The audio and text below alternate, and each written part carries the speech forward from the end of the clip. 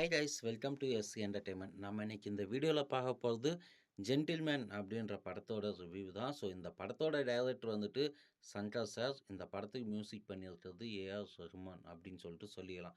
படத்தோட கதை என்னன்னு சொல்லிட்டு பார்த்தீங்கன்னா, அர்ஜுனும் அவங்களோட தம்பியும் மனோரமா வந்து வளர்க்குறாங்க. டாக்டர் படிக்கணும்னு ஆசைப்படுற அவங்களுக்கு காசு கட்டி காலேஜில் சீட்டு வாங்க முடியறதில்ல. அதனால அர்ஜுனோட தம்பி கிருஷ்ணாயில ஊற்றிட்டு எரிச்சிட்டு செத்துடுறாரு. அதுக்கப்புறமா நமக்கு வந்த நிலைமை வேறு எந்த பசங்களுக்கும் வரக்கூடாது அப்படின்னு சொல்லிட்டு படத்தில் அர்ஜுன் ஒரு சில காரியங்களை பண்ணுறாரு. அது சட்டத்துக்கு விரோதமான காரியங்கள். அதனால் போலீஸ் வந்து அர்ஜுனை பிடிக்கணும்னு சொல்லிட்டு ட்ரை பண்ணுறாங்க. ஸோ அந்த சட்டத்துக்கு விரோதமான வேலை என்ன, போலீஸ் அர்ஜுனை பிடிச்சாங்களா இல்லையா, எதுக்காக இந்த விஷயங்களை வந்து படத்தில் நடக்குது அப்படின்றத ரொம்ப தெளிவாகவும் ஒன்லைன் ஸ்டோரியாகவும் சங்கர் சார் செம்ம டீசெண்டாக வந்து சொல்லியிருப்பார் இந்த படத்தில். அது மட்டும் இல்லாமல் 1993ல் இந்த படம் ரிலீஸ் ஆச்சு. இது கூடவே வந்துட்டு கிழக்கு சீமையிலே அப்படின்னு சொல்லிட்டு ஒரு படமும் ரிலீஸ் ஆச்சு. 2 படமுமே வந்துட்டு கிட்டத்தட்ட 200 நாட்கள் ஓடின படம். ஆனால் குறிப்பாக 1993ல் இந்த படம் ரிலீஸ் ஆகிட்டு கிட்டத்தட்ட ஃபிலிம்ஃபேர் அவார்டில் 14 அவார்ட்ஸ் வந்து இந்த படம் வந்துட்டு வாங்கி கொடுத்ததுக்கு டைரக்டர் சங்கர் சாருக்கு. அது மட்டும் இல்லாமல் இந்த படத்தில் வந்துட்டு ஆக்ஷன் கிங் அர்ஜுன், மதுபாலா, சுப்ரமணியம், அதுக்கப்புறமா வந்து பார்த்தீங்கன்னா நம்பியார், மனோரமா, கவுண்டமணி, செந்தில் அப்படின்னு சொல்லிட்டு சொல்லிக்கிட்டே போகலாம். மிகப்பெரிய பட்டாளமே இந்த படத்தில் இருக்குது.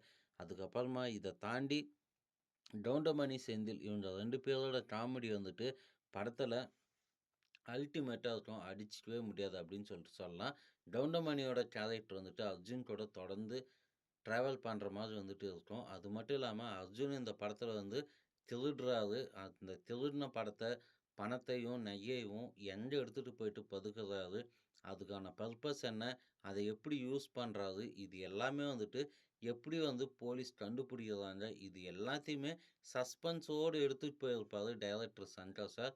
ஏற்கனவே வந்துட்டு நம்ம எல்லாருக்குமே தெரியும், தமிழ் சினிமாவில் ஒரு பிரம்மாண்டம் அப்படின்னா அது வந்து சங்கர் சார் மட்டும்தான் அப்படின்னு சொல்லிட்டு விரல் நூ விரல் நீட்டி எண்ணக்கூடிய டைரக்டர் லிஸ்ட்டில் டாப்பில் சங்கர் சார் இருந்துட்டு இருக்காரு.